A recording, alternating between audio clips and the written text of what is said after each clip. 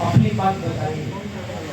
साथियों, बहुत खुशी की बात है, मैं किसी का नाम नहीं लिया और मंच का भी संबोधन नहीं किया है।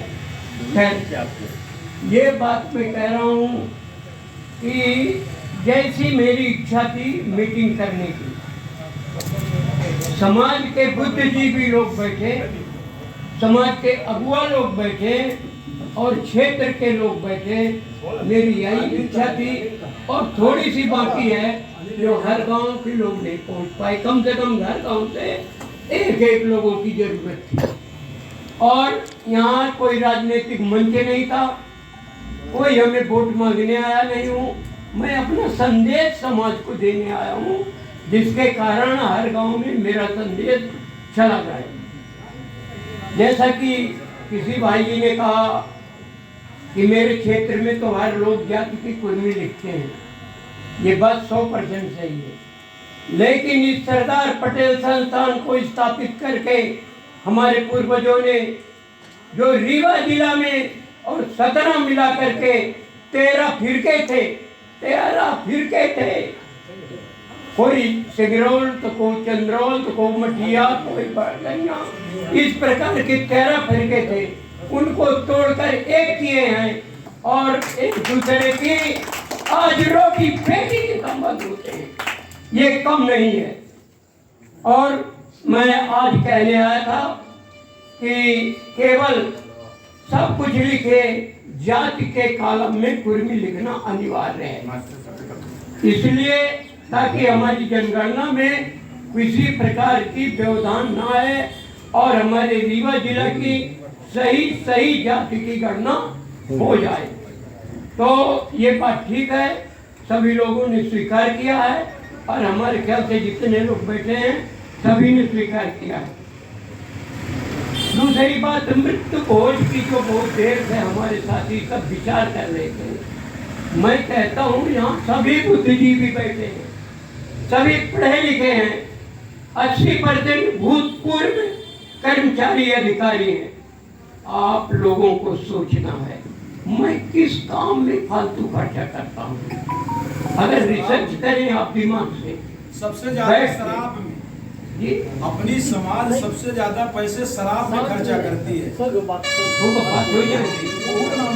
तो अगर आप लोग अपने स्वविवेक से विचार करेंगे कि मैं किस काम में मृत्यु भोज में ज्यादा पैसा खर्च कर रहा हूँ, कितना हमें करना चाहिए, कितना नहीं करना चाहिए, ये आप लोग स्वविवेक से कर सकते हैं और ये धीरे धीरे अपने जगह में आ जाएगा, जैसा कि हमारे वरिष्ठ चाहते हैं। और ये रही बात तीसरी सुजातीय संस्कार की, तो उसमें काफी चर्चा हो गई। शिक्षा पर थोड़ा हम 2 शब्द कहेंगे। शिक्षा इस वक्त के ऊपर हमारा समाज 100% ध्यान कर रखे हैं, 100% ध्यान किए हैं। चाहे बच्ची हो चाहे बच्चा हो, वो शहर में रखकर अच्छी से अच्छी शिक्षा देना चाहता है। आज इसका रिजल्ट भी आया कि हमारे बीच में काफी वकील हैं, काफी डॉक्टर हैं, काफी इंजीनियर हैं और तहसीलदार हैं, पटवारी हैं, कानून को हैं, जितना भी इस समाज को चाहिए सब बन गए हैं। थोड़ा कम मात्रा में हुए हैं, बस इतना है, वो धीरे धीरे संख्या हमारी बढ़ जाएगी। मैं शिक्षा के क्षेत्र में एक बात और कहना चाहता हूँ। मेरा समाज शिक्षित हो रहा है, समाज शिक्षा के साथ साथ राजनीति की बात भी होती है, समाज राजनीतिक नहीं है। मैं कहता हूँ, आरोप लगाता हूँ कि मेरा समाज शिक्षित है, कुछ नेता हैं, लेकिन समाज जब तक हमारा राजनीतिक नहीं होगा तब तक हमें सफलता मिलना बड़ी मुश्किल पड़ जाएगी, क्योंकि हमारा समाज राजनीतिक नहीं है।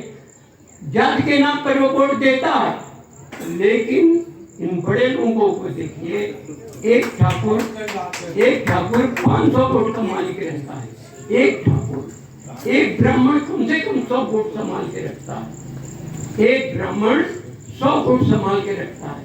इस प्रकार जिस दिन हमारा समाज राजनीतिक हो जाएगा सारा समाज, उसके हमें कुछ नहीं करना पड़ेगा और हम लोग नेता बनाते रहेंगे। इसलिए मेरा निवेदन है कि ये सब काम होते पढ़ने लिखने के साथ साथ समाज को राजनीतिक की ओर भी जागरूकता करना है। और सारा समाज राजा नहीं बनेगा। अगर आप चाहें कि हम भी राजा बन जाए तो ऐसा नहीं होगा। समाज के किसी एक व्यक्ति को अगर आप राजा बनाएंगे, वो राजा बनेगा और बना ही रहेगा। इसलिए मेरा आग्रह है कि शिक्षा चहुमुखी विकास हो, चारों तरफ मेरी शिक्षा की गूंज हो, जिस दिन हमारा समाज भी। इसलिए मैं आप लोगों से निवेदन करता हूँ, सब यहाँ पढ़े लिखे बुद्धिजीवी लोग हैं और मैं इसी प्रकार की मीटिंग चाहता था कि बुद्धिजीवी लोग आए और मेरा संदेश लेकर के और गांव मोहल्ले में, और मैं जितने लोग यहाँ बैठे हैं तो आप लोगों को यूपी से लेकर के और रीवा से सतना तक रिश्तेदारी है, किसी न किसी की सब रिश्तेदारी है। अगर आप लोग चाहें इस बात की चर्चा हर चौराहे, हर गली, जहाँ भी बैठे, जहाँ भी दरबार हो, चर्चा हो, तो निश्चित रूप से मेरी बात फैलने में देर नहीं लगेगी। 2-3 महीनों के अंदर पूरी बात घर घर पहुँच जाएगी। इन्हीं शब्दों के साथ मैं चाहता हूँ कि अब ज़्यादा आपका समय ना लूँ, और सारी चर्चा हो गई है और हमारे पूरे वक्ता ने सब चर्चा कर लिया है। मैं अपनी बात यहीं से